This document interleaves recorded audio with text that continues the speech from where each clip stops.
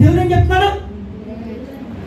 మీకు ఇచ్చిన మాట నెరవేర్చేంత వరకు, గట్టి స్తోత్రం చేయించండి. మీకు చెప్పిన మాట నెరవేర్చేంత వరకు.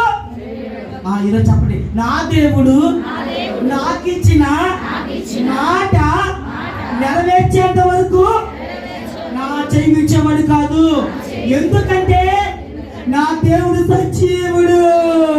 ఈ లోకంలో మాట ఇచ్చిన వారందరికంటే నా దేవుడు సజీవుడు కనుక నా దేవుడు ఎంత ఖచ్చితమో ఆయన ఇచ్చిన మాట కూడా అంతే ఖచ్చితం. చూసారా చూసారా ఎంత గొప్ప ఆతిథ్యత. ఏది అయినా సరే ఏమవ్వచ్చు, చెయ్యి విడవచ్చు, సహాయము చేయకపోవచ్చు. అది కానీ దేవుడు మాత్రము ఏం చేయడండి, చెయ్యి వెనక్కి. ఈరోజు అలాంటి గొప్ప దేవుడిని, అలాంటి జీవము కలిగి ఉన్న దేవుణ్ణి నువ్వు ఆరాధిస్తున్నావు. ఈ విషయాన్ని మర్చిపో. ఇక్కడ ఏం జరిగిందంటే వెంటనే అంటే ఆదరణ, ఓదార్పు, నెమ్మది దేవుడు ఏం చేశాడు? ఈరోజు ఒక విషయం జ్ఞాపకం చేసుకో, నేను దేవుడికి అక్కర్లేదు, నేను ఎవరికి అక్కర్లేదు, నా జీవితం ఇంతే, నా బ్రతికింతే, నన్ను ఎవరు లేవనెత్తారు. ఒకవేళ చదివే నేను ఎన్నో పాపాలు చేశా, లేకపోతే ఎన్నో తిరుగుబాటు చేశా, ఎన్ని ఏ పరిస్థితులు ఉన్నా, అన్ని ఎలాంటి పరిస్థితుల్లో ఉన్నా ఈ ఉదయ సమయం దేవుడు మాట చెప్తారు ఏంటంటే, ఎలాంటి పరిస్థితుల్లో ఉన్నా నీవు నాకు కావాలి. ఎందుకంటే నేను పాపుల కొరకే ఈ లోకానికి వచ్చాను.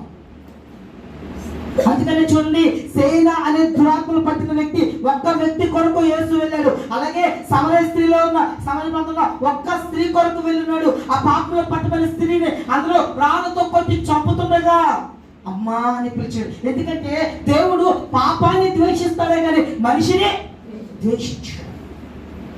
దేవుడు మన అందరూ కావాలి. మనం ఏ పరిస్థితుల్లో ఉన్నప్పటికీ కూడా మన బంధకాలను విడుదల కలగజేసి మనం తిరిగి నిలబెట్టడానికి ఎలా ఉంటున్నాడు, ఇష్టపడుతున్న దేవుడు ఆయన. యాకోబుకి దేవుడు అక్కల. ఎందుకంటే యాకోబు మోసం చేశాడు, నాన్న మోసం చేశాడు, అన్నయ్య మోసం చేశాడు, అందరినీ మోసం చేశాడు, మోసముతో మామను మోసం చేశాడు, అలాగే అందరినీ మోసం చేశాడు. అసలు యాకోబుని పట్టించుకోవాల్సిన అవసరం కూడా లేదు. కానీ యాకోబు దేవుడికి ఎవరిని కావాలి.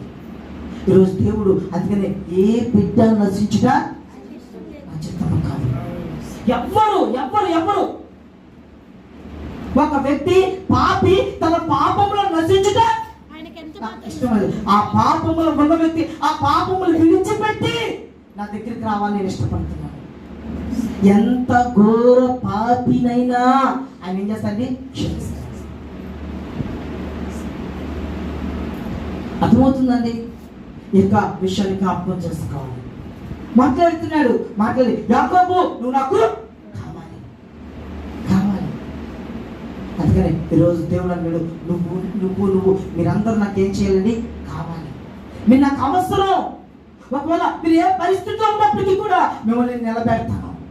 ఇక చూడండి 35